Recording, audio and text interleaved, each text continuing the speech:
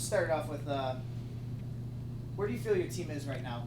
It's halfway through the season. Where do you guys feel where you are right now? I think we're in a good spot despite results. You know, we've got 3 more non-conference games to get ready for the conference season, which is what we're all working towards. And we're seeing a lot of promising play. You know, if we can clean up a little bit defensively and stop giving away cheap goals, I think we're going to be in good shape. How important are these final 3 non-conference games for your guys' confidence leading into the conference season? Tough conference, as usual. So how important are these games? Extremely. You know, it's probably the most 3 important games that we've had so far this season, because we're still working on combinations and formations and getting things squared away for the conference play. So every one of them needs to be approached like it's the most important game of the season.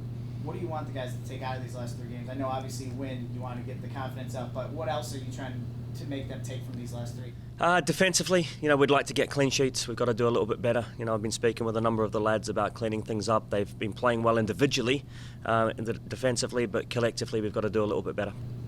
Sunday wasn't the result you wanted, a tie against Niagara, but you guys were able to maintain the Big Four shield. Talk about how that felt, even though it was a tie. Talk about how big keeping the shield was for you guys. It's very pleasing. You know, it's one of our team aims was to have the shield at the end of the season, so to put ourselves in a position where we can take it to St. Bonaventure now and look to get our name carved on it as this year's champions was very pleasing.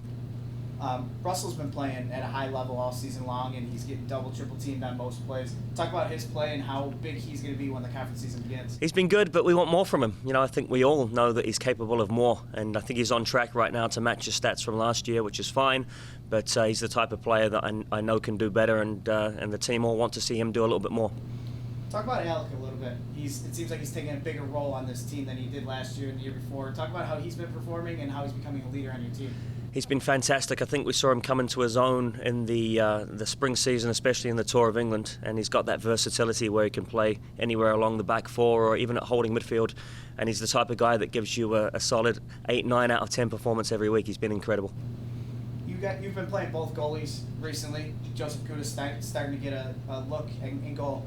Talk about how do you want to figure out a goalie, or are you just going to roll with whoever's the hot goalie? Like, talk about what it is going forward. I'd like to figure out a goalie, but it's hard when you've got 2 quality goalkeepers. You know, they're exceptional in training every day, and they've both done well when they're in the net. So, you know, it was great to see Joseph come on and save a penalty on Sunday against Niagara, and Cam's done very well when he's been in the net as well. But I think ultimately, and I can't speak for my goalkeeper coach, but ultimately I think come conference time we'd like to see one guy step ahead.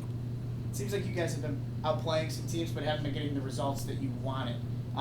Is it coming? Is that what you're kind of preaching to the guys? It's coming. It's right there. Well, we hope so. I think, you know, if we go back a couple of seasons ago, we weren't creating chances, and now we're creating an abundance of them. And we've been a little bit unfortunate. I think we've hit 8 crossbars in the first 8 games, and 8 crossbars and posts. So we know if we create chances, eventually they're going to start going in. If we can clean up a little bit defensively, we're going to be in great shape. And what do you know about Stony Brook heading into their Thursday night? What do you kind of know about them, and how are you guys going to try to attack them? Well, record-wise, they're similar to us, but they're probably similar to us. They're a team that's better than their record shows. They've got very good, quick attacking players, and they look to counter-attack with pace. So, you know, without giving away too much, we'll make the necessary adjustments. You guys come home Sunday, kind of a doubleheader with the women's team. Talk about how big playing in this place is. You guys started off the season real hot here. You won your first 3.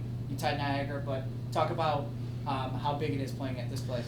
Yeah, I think over the last couple of seasons, I think we're 7-2-2 at home, you know, and our away record hasn't been great, but at home is where the lads love to play, especially under the lights. It's an evening game on Sunday, and we're excited to face a good opponent in Cornell.